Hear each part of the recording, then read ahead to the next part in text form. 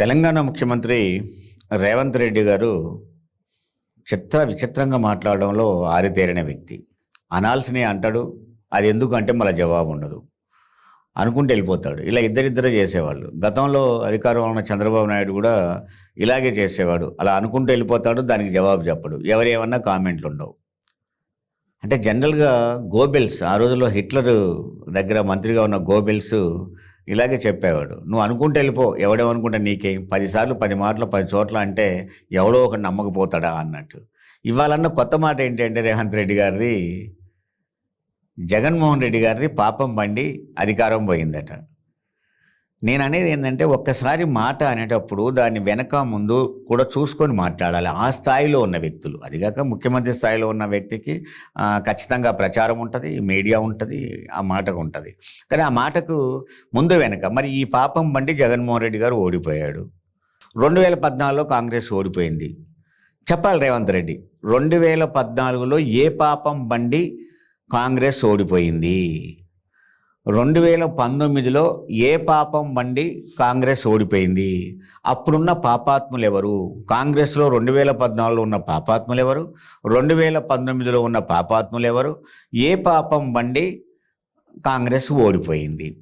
అంతకుముందు చంద్రబాబు నాయుడు గారు 2004లో 2009లో ఓడిపోయాడు.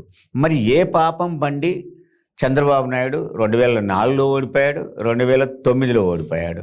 ఆ పాపం ఏంటి? ఆ పాపం ఎలా పండింది? అప్పుడు చంద్రబాబు నాయుడు 2004లో 2009లో పాపాత్ముడని నువ్వు అంగీకరిస్తున్నావా? 2018లో కూడా చంద్రబాబు నాయుడు ఓడిపోయాడు అసెంబ్లీ ఎన్నికల్లో. మరి అప్పుడు ఏ పాపం పండింది? అంటే ఆ పాపం పండడం వల్లనే ఓడిపోతారు, ఓడిపోయిన వాళ్ళందరూ పాపం ద్వారానే పోతారు అనుకుంటే చంద్రబాబు నాయుడు కూడా 3 సార్లు ఓడిపోయాడు, 3 సార్లు ఆ పాపం పండే ఉండాలి. మరి కాంగ్రెస్ పార్టీ కూడా ఓడిపోయినప్పుడల్లా పాపం పండే ఉండాలి. ఈయన లెక్క ప్రకారం దేశంలో ఊకే ఓడిపోతున్న రాహుల్ గాంధీ పాపాత్ముడై ఉండాలి. మరి లేకపోతే ఎందుకు గెలవడు? పాపం పండితేనే కదా ఓడిపోయేది.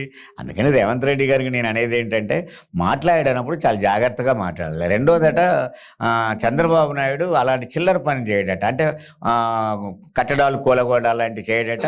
జగన్మోహన్ రెడ్డి గారి ఇంటికాడ ఉన్న చంద్రబాబు ఫోన్ చేస్తేనే కూలగొట్టిరనే ఒక చర్చని ఆయన ఖండిస్తూ అలాంటి పనులు ఆయన, నేను చంద్రబాబు ఫోన్ చేయలేదు, మేమే ఆ నిర్ణయం తీసుకున్నామని చెప్పడం తప్పు కాదు. కానీ చంద్రబాబు నాయుడికి సర్టిఫికెట్ ఇస్తూ ఆయన అలాంటి పని చేయడట. మరి ఆంధ్రప్రదేశ్లో అన్ని జిల్లాల్లో నోటీసులు ఇచ్చి ఆఫీసులన్నీ కూలగొట్టే పని చేస్తూ ఉంటే మరి చంద్రబాబు నాయుడు గారు అసలు నీకెందుకు, నాకెందుకే? చంద్రబాబు నాయుడు అక్కడ ఏం చేస్తున్నాడు? ఆ గొడవ నీకెందుకు?